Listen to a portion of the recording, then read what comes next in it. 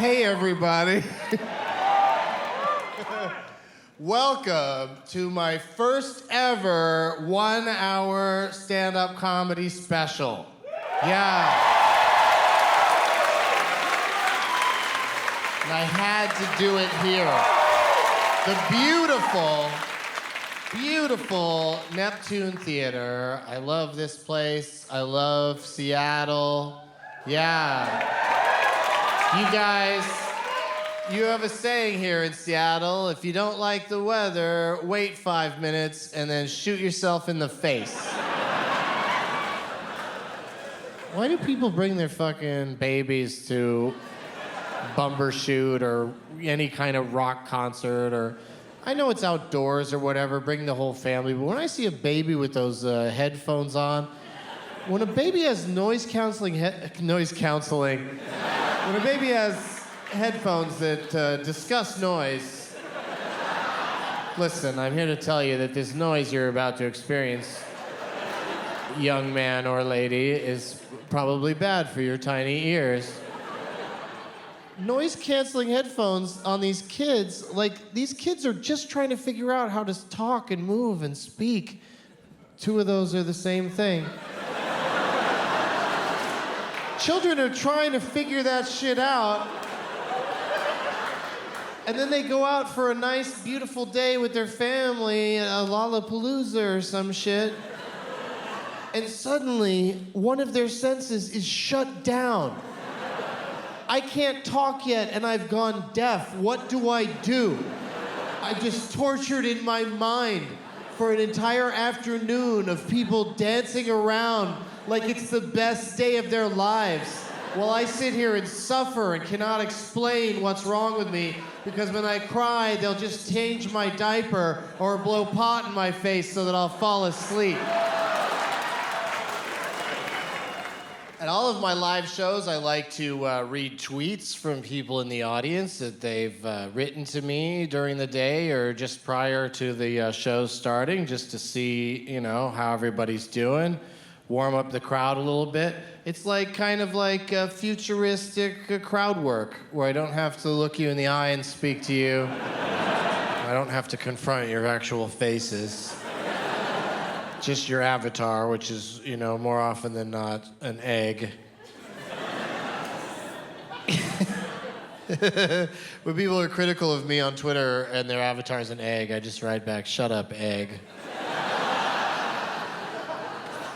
Fucking stupid egg. I'll get tweets from people, asking me a question, and I like to be responsive. I don't like to ignore people, so I'll write back an answer. But then sometimes, a lot of times, then that starts a conversation. They'll write back another question. Like, they can just ask me as many questions as they want for the rest of time. So the second question, I'll answer it, but then after that I write, have a good day. And then, when the inevitable third tweet comes at me, I write back to them in all capital letters, I said good day. And it makes me laugh every time. Like, on their end, they might be like, what a dick. But on my end, it's hilarious. All right. Where is Hey Lover LG? You're in the balcony? You wrote, how do you keep your teeth so white? And my answer is, you're in the balcony. Yeah, if my entire career everyone watched me from that far away, things would be pretty sweet. But then when you finally meet me to make love, you'll be like, oh no. What have I done? Oh, this is awesome. Where is Peggy Annoyed? Peggy Annoyed. Hey, Peggy Annoyed. You already sound like you're going to be hard to deal with. It's a perfect name for you. Because you wrote, you're really going to read tweets on stage, you lazy shithead?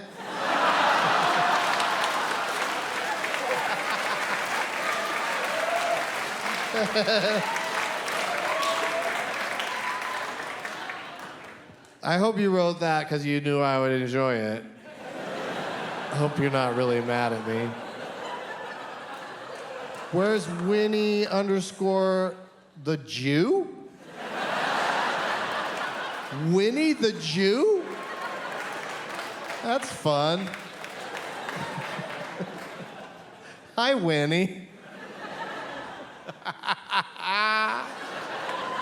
Who's that sitting next to you, racist rabbit?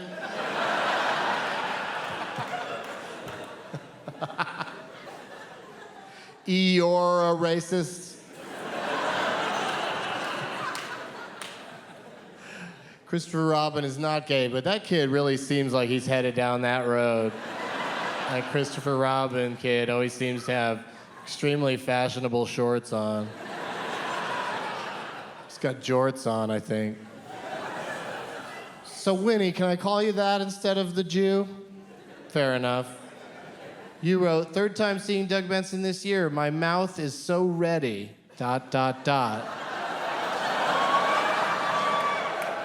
For savings, love the Jew. No, it says...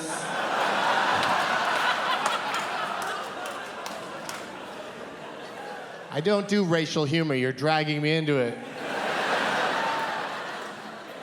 Her mouth is ready for some laughs. Yes. Boo! Boo! Fucking special's ruined.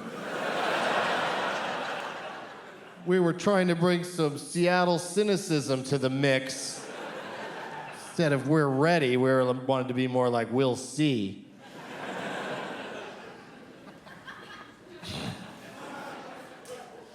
Some of you are starting to think, is he going to do this for the entire show? And the answer is maybe. Don't worry, you guys, I have jokes. Yeah, I brought jokes with me. They're right here. On these little pieces of paper. Oh, God. How high am I right now? Thank you for asking. I'm about a 7.4. Yeah, on a scale of 1 to 7.4. Yeah, I'm doing all right. But I dressed up for you guys tonight. I put on my Jim Gaffigan costume. Yeah.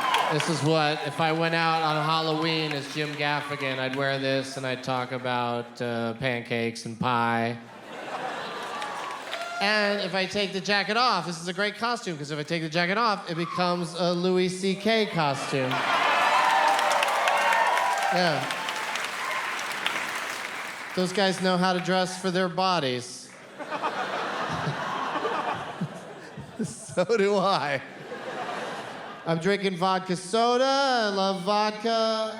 Not as much as marijuana. Settled down. It was weird. It was just on this side, like an AA meeting. Wandered in on this side. And this side was all the drunks, and you got seated accordingly. I met a woman recently who said that she drinks gin and cranberry. Does anybody drink that here? Gin and cranberry? You really do? Do you have a urinary tract infection and hate things that taste good? Because that's the only combination of things that could exist in an individual that would draw them to gin and cranberry as a pleasurable nighttime beverage. Oh, Doug loves movies. When I go to a party,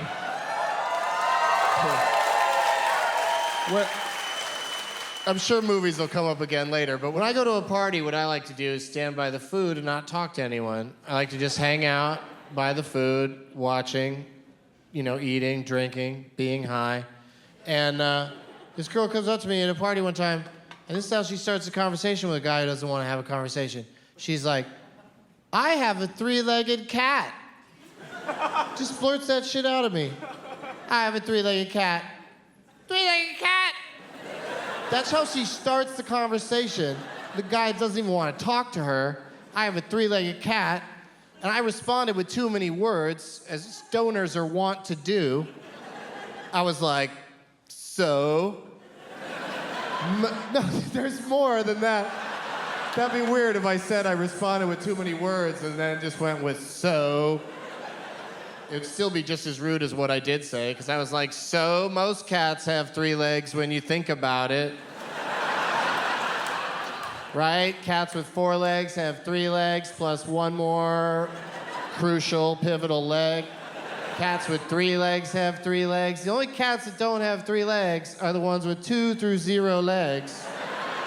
And when do you see them walking about out in the world? Never, unless they've got like a butt cart. If they've got like a squeaky wheel cart butt that they can roll in on and creep everybody out while you're trying to have a nice meal with the family and a nice big plate of yams.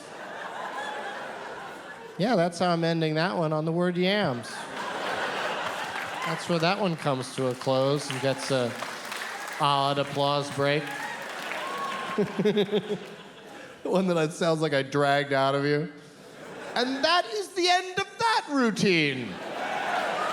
Thank you. Oh, thank you. Thank you. I didn't know. People come up to me all the time after shows, and they're like, I want to give you a joke to use in your act. And I'm like, oh, I write my own jokes, but thank you very much. But this one lady came up to me.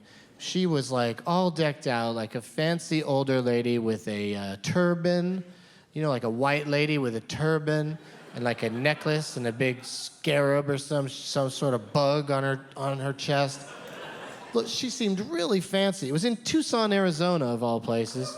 Really, woo? And she goes, I have a joke for you. And I was like, there's no way that this lady has a joke that I'm going to say someday at the Neptune Theater. But I had to hear it. I had to know what it was. So I said, all right, let's hear it. And she goes, what did the 0... Now, at this point, I know that she's trying to tell me a riddle. I already know it's a riddle, and we tell jokes in stand-up comedy, not riddles. If we told riddles for the entire shows, you guys would be like, what? Where? Who's there? We give up, you know, shit like that. If you wanted to participate, you'd go to a dueling piano bar. You know what I mean?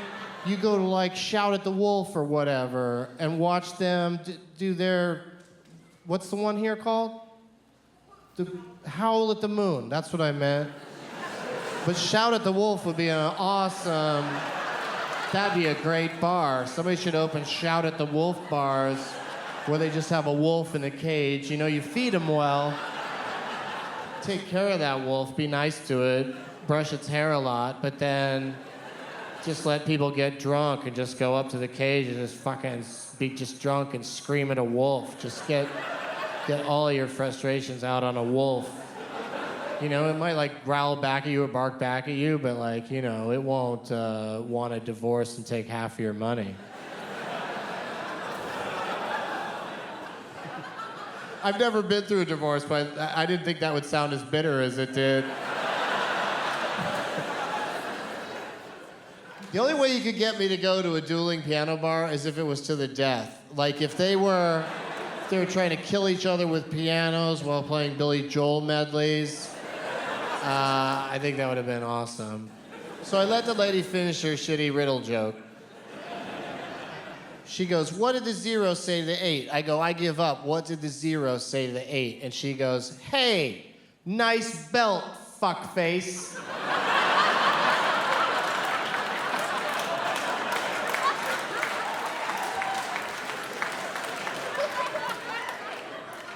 She didn't say that. I fixed her shitty riddle joke. Turned it into acceptable comedy for a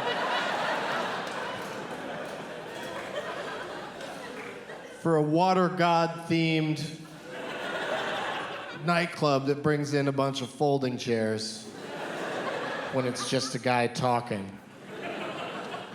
I don't think there were any folding chairs in here when the Mighty Mighty Boss Tones played. Did anybody go to that show? You did? Do they still have a free ride that just jumps around on stage the whole time, doesn't play an instrument? That fucking guy, what a lucky guy. I should get one of those for my shows, like just while I'm telling jokes, there's just a guy just jumping around, just fucking, like he can listen with headphones or something, just ska out. Just completely ska dance the entire time. Just an idea. You don't have to take it serious. I don't know why I hate them.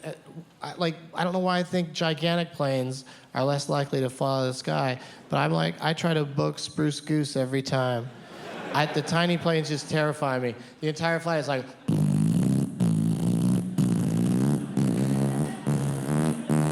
And eventually the flight attendant comes over and goes, "Sir, you're gonna have to stop doing that." And I'm like, "But it calms me."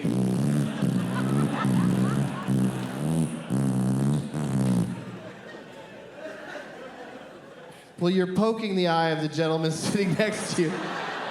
Yeah, that's what calms him.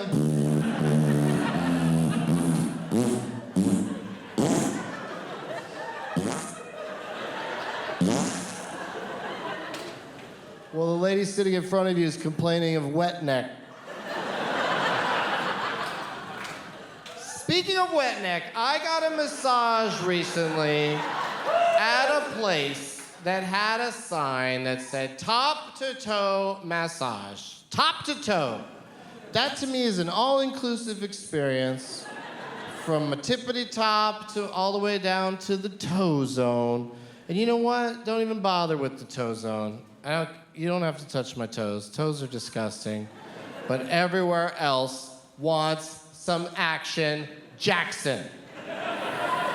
And I'm here to tell you that masseuse was a real dick skipper. Yeah. And that's what you should call anyone in this world that doesn't do a good enough job, that doesn't give the job offered, doesn't like when a cab driver picks me up and he makes me put my bags in the trunk, I mutter under my breath, "You goddamn dick skipper." Yeah, fucking dick skipper. Like you, dude, what do you do for a living? You build airplanes.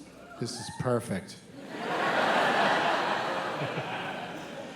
What would you call it if you built an airplane and didn't put in any seatbelts? You're a dick. That's right, you're a dick skipper.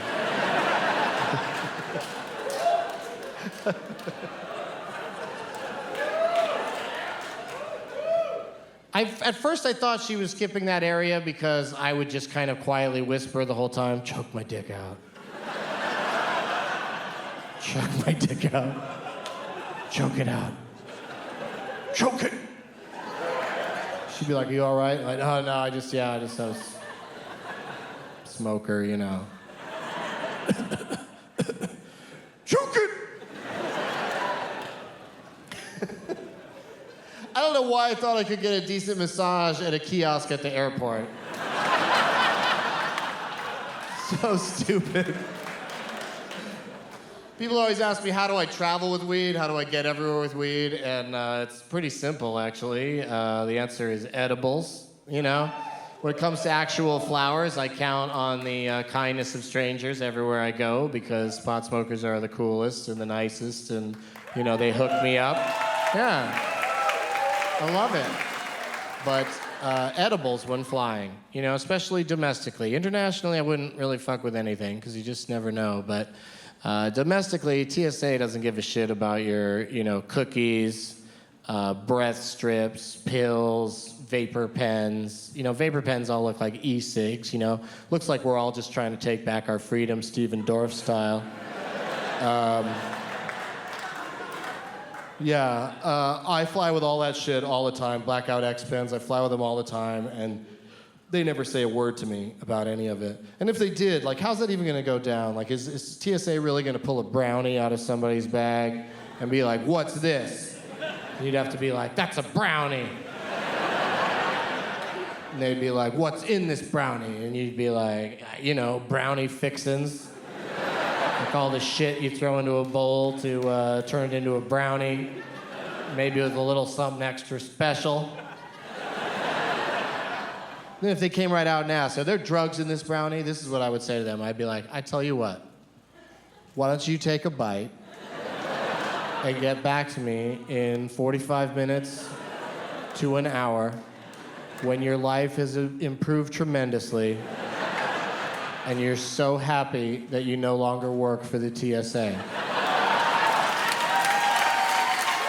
Give me a buzz. I'll be high on a plane getting to the next town where more people will get me high.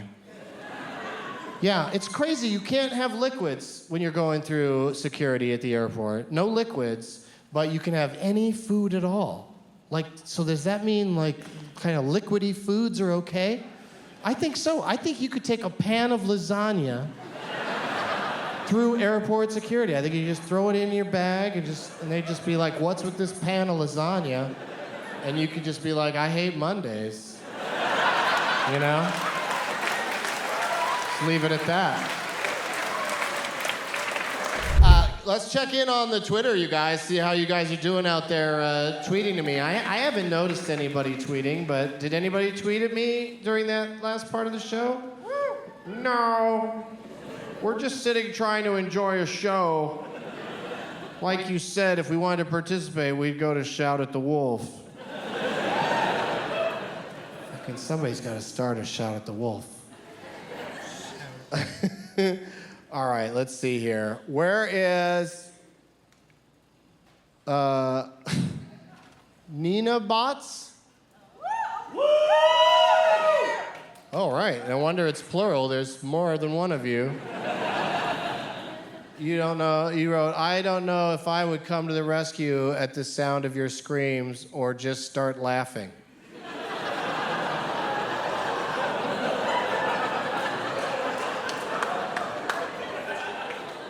Because I screamed earlier, and that just made you laugh?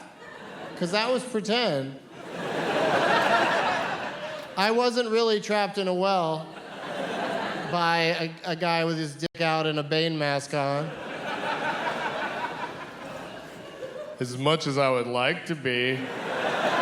What? Oh, shit. You know, people say I'm the Charles Nelson Riley of At Midnight, but I'm just like, that guy... I don't have,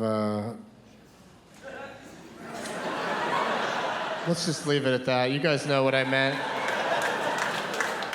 When it comes to having sex with men, I'm a real dick skipper.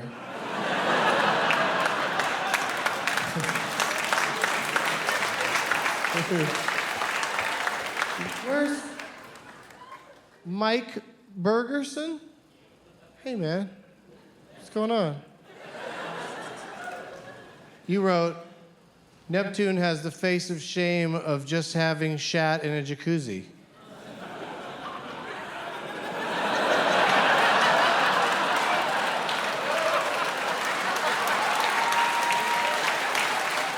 Yeah, get a good shot of the shame. Oh, come on, Neptune. Didn't you see the sign about active diarrhea? Oh, look out, it's diarrhea. Get out of the jacuzzi, everyone, it's diarrhea. It's diarrhea time. All right, well, thanks for that. That one really saved the bit. Yeah. That's gonna be good to go.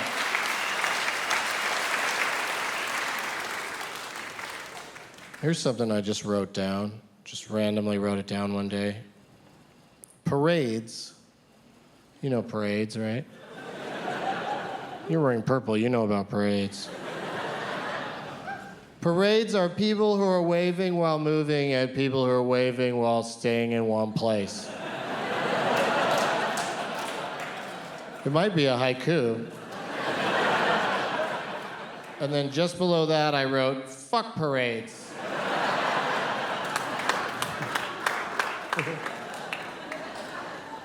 I'd go to a fuck parade. Are you kidding me? Those people, they have a reason to be waving. They're either in or watching a fuck parade. Woo! Do it! That'd actually be kind of creepy. People who are having sex don't want a guy standing nearby. Get it, get it, get it! And we have these mugs on the table on the show that say Getting Dug with High on them. It's the show logo. On the back, it's got the Video Podcast Network logo. And they're nice big mugs. There's no reason to knock your beer bottle over. Just settle down. Everybody will get a mug someday. If they really want them. But apparently these mugs, they're incredibly coveted. Like, people want to just sit there with their own mug and their own weed and watch the show, and I love that. I love that they want to participate like that, and I want to get them mugs. So I kept saying to the producers of the show, let's sell some fucking mugs. Let's get those mugs out there. And then finally they came to me and they said, on today's show, tell everybody that they can buy some mugs. And I was like, all right, here we go. By the way, how much are they? And they go, $20. Yeah, it's a little steep for a fucking mug. But get this. Then they go, and it's $8 for shipping. So you're sitting at home somewhere, right? You want a Getting Dug with High mug, $28 for a fucking mug. I was like, that is ridiculous, and nobody is gonna buy these things. And if they do, good for them. I mean, I appreciate the support and that they're willing to spend that much. A few hours later, after I announced the mugs are on sale, they tell me, we've sold out already. Completely sold out of all the mugs. I'm like, at $28 a throw, we're completely sold out? And they're like, yeah, we're completely sold out. I go, how many did we have? And they go, 64.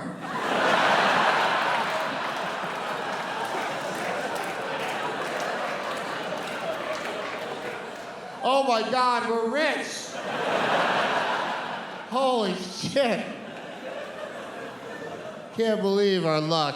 What an amazing windfall has been bestowed upon us. So now we're in a holding pattern where they're gonna make more mugs, and then we're gonna announce again, the mugs are back. And then you guys can go crazy again for the mugs. We might make a batch of 72 this time. Just go crazy. Don't turn the mug machine off for an extra couple of hours. I don't know how long it takes to make a mug. I'm not in the mug business. I didn't get into this game to sell mugs to people. So thank you to everyone who thinks they're worth $28. That's a fucking pricey mug. Where is Hung_Fu? Hung Fu. Right on, man. You wrote, have you ever had Tony the Tiger tacos? Sir, do you understand how comedy works? I've never eaten endangered tiger meat. Are you kidding me?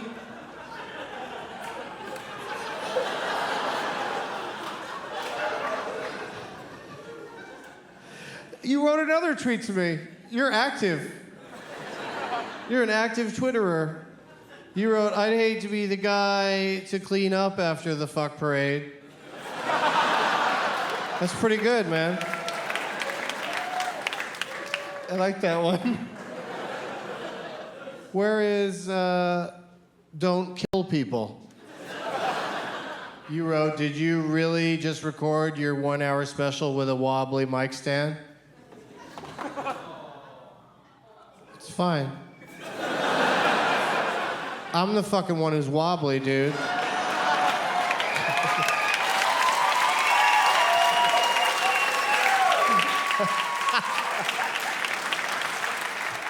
I keep moving it around and putting it on the mic cord and shit. So yeah, I've been fucking around with it, but it's really, they got top-notch equipment here.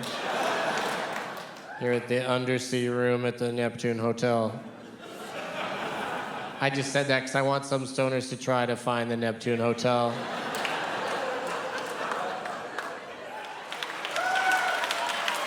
Thank you, Seattle. You are my duck dynasty.